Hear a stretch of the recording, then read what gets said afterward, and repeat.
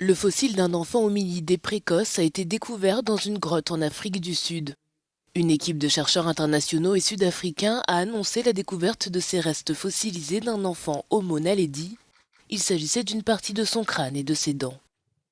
Nommé Letimela, qui signifie le perdu en Setswana, la langue locale, cet enfant est mort il y a près de 250 000 ans, alors qu'il avait environ 4 à 6 ans. Il s'agit d'une espèce non humaine à petit cerveau.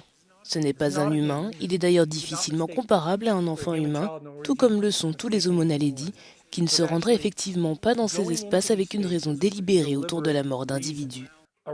Mais si ce crâne a été déplacé d'un autre endroit à ce point, cela montre véritablement un niveau remarquable d'interaction avec les morts.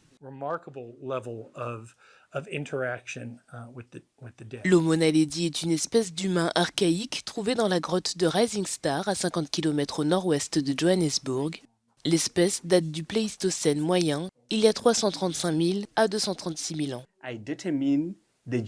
J'ai déterminé l'âge géologique, qui est la période pendant laquelle l'espèce vivait. Si je peux vous donner un âge central, je dirais 250 000 ans parce que nous dérivons cet âge des âges d'Homo naledi que nous avons déterminés dans l'ensemble du système de grottes. La découverte initiale d'Homo naledi dans ce qui est appelé le berceau de l'humanité a été annoncée publiquement pour la première fois en 2015. 1550 spécimens représentant 737 éléments différents y ont été découverts.